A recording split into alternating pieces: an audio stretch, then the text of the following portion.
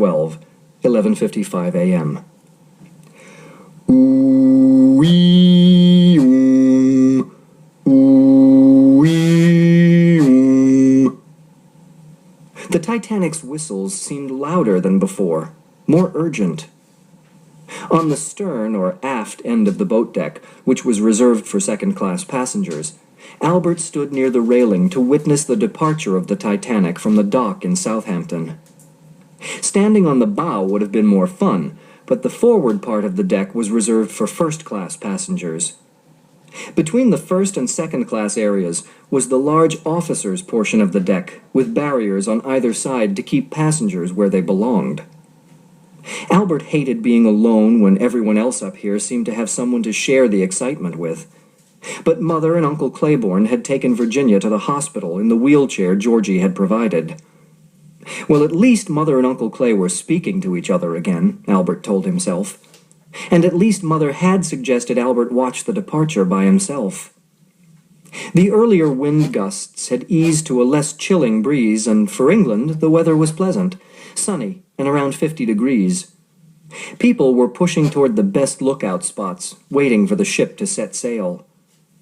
Along the railing of this open deck, throngs of passengers had crowded to signal their goodbyes to the hundreds of well-wishers far below on the quay.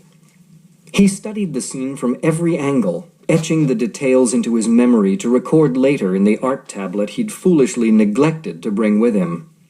At the same time, for no reason, he reached inside his pocket to stroke the familiar metal of Father's watch. An old man standing next to Albert patted his arm. "Look, that man up there's waving to us." Sure enough, on the Oceanic, which was docked some distance away, a man had climbed to the high lookout post and was waving with wide sweeps of his arm. Albert pulled off his cap to wave back. As he did so, Albert noticed other well-wishers on the Oceanic's many decks, scores of them waving and shouting with voices too far away to be understood. According to Georgie, who had delivered another monologue when he brought Virginia's wheelchair, the British ship Oceanic and the American ship New York, which were moored together in Southampton Harbor, would remain in port for a while. Coal was still in short supply after the 3-month miners' strike, and the Titanic would need all that was available for her maiden crossing to America. Voices and laughter carried over the deck. Somewhere, a harmonica was playing Alexander's ragtime band. Then, suddenly, Albert heard a new noise, a mechanical one, and felt a vibration through the ship's hull. The great engines turned over. Steam flowed thickly high above his head through the ship's first 3 funnels.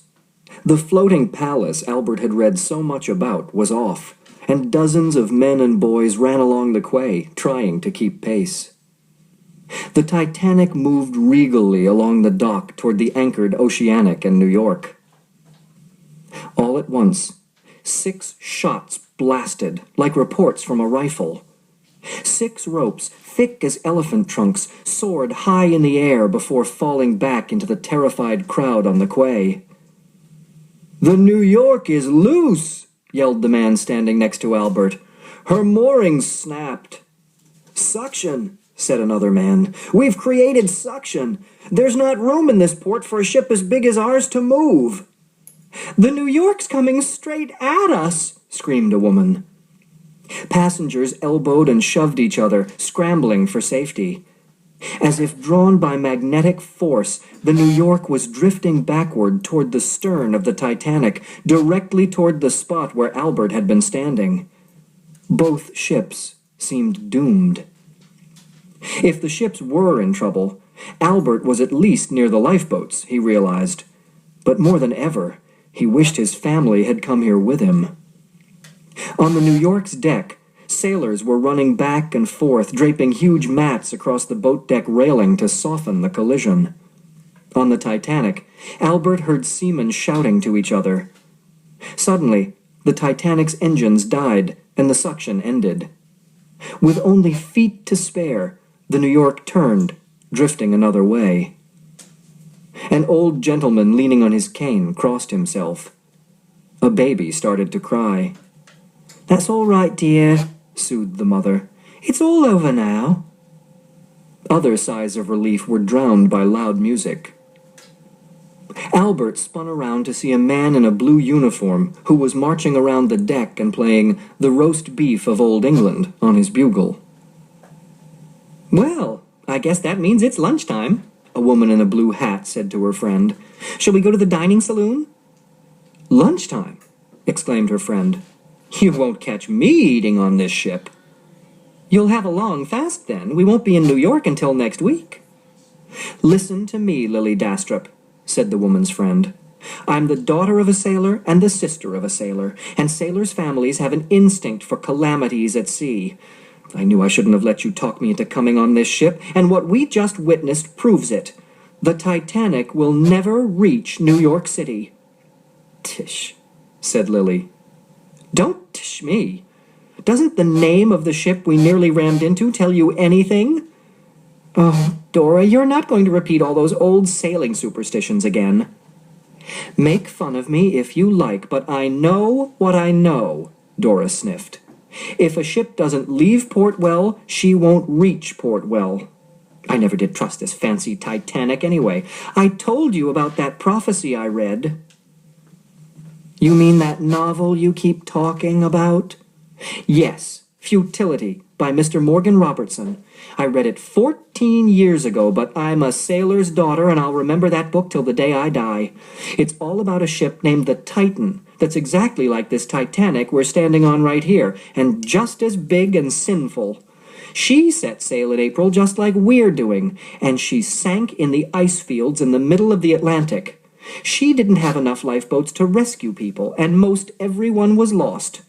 You mark my words, that was prophecy, pure and simple." Albert strained to hear more.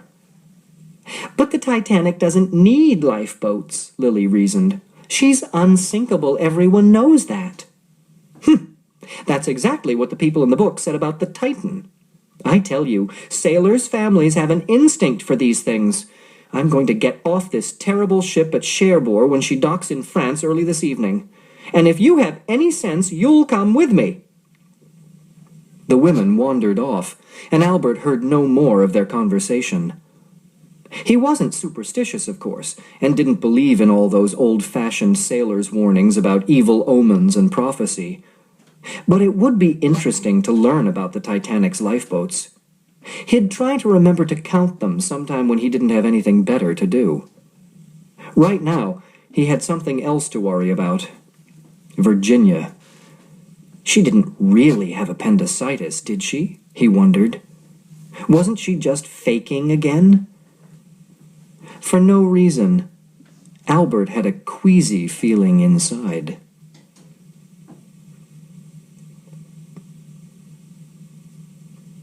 Chapter 5. Thursday, April 11th, 1912. 11:20 a.m. Virginia certainly didn't act very sick to Albert. In fact, he'd been studying her for a whole day now, and she seemed just fine. He watched as his sister hopped up from the wooden deck of the sea promenade, where she'd been sitting cross-legged with her new friend, Sarah Brewer. Virginia climbed back into her wheelchair. "I'm the queen, and this is my throne," she said to Sarah. "You're my lady-in-waiting." "What's that?" Sarah asked. Ginny had made friends with the Brewer family, a mother and 3 children who had sat at the dining table with Albert and Uncle Clay for last night's dinner and again this morning for breakfast. The Brewers were returning to America after 3 years in Ceylon, where they'd been missionaries, and 6-year-old Sarah apparently wasn't as interested in queens as Virginia was. "A lady-in-waiting is a person who does what the queen says," Ginny explained. "Tuck my blanket in." "Huh?" "Tuck my blanket around me, tight." "All right." Sarah did as she was ordered. "You didn't cover my feet, they'll get cold." Albert looked over at Mother to see if she was reassured to know that Ginny was no longer dying, but Mother had fallen asleep. Wrapped in a wool blanket on her deck chair, she looked like a larva in a cocoon. Poor Mother. This was the first time she had slept in 24 hours, and she hadn't gone to the dining saloon in all that time either. The doctor who had examined Virginia yesterday didn't think she had appendicitis, but he was concerned about her family history and Ginny's personal history of stomach aches, so he'd kept her overnight in the hospital for observation. It turned out, though, that he hadn't found time to do much observing himself. Mother had done most of it, staying awake all night at Ginny's bedside. So far, this sailing wasn't turning out at all like the family excursion Albert had looked forward to. If Father were here, if he were still alive, things would be different, Albert told himself. Mother would be cheerful and relaxed. Virginia wouldn't be able to upset everyone by throwing tantrums. The family would do everything on the ship together. Watch the offshore loading of passengers and provisions yesterday at Cherbourg, France. Dine on poached halibut in dill sauce last night in the elegant oak-paneled dining saloon. Walk under the stars around the open upper deck as the chamber orchestra far away in the first-class lounge played selections from The Tales of Hoffmann and Cavalleria Rusticana. But Father wasn't here, and Albert had done all of those things alone. Mother had been so worried about Virginia's so-called stomachache that she'd refused to leave Ginny's side. And bachelors like Uncle Clay didn't understand the importance of families. After dinner last night, he'd gone to the men's smoking room to play bridge with 3 companions. And instead of staying with his family on the sea-deck promenade this morning, he was playing cards again, right now. "Now get me my crown," Virginia told her lady-in-waiting. "You don't have one."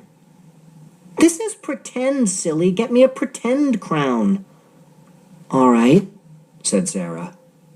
"You don't say all right to the Queen. You curtsy and say, 'Yes, Your Majesty.'" Sarah bowed awkwardly.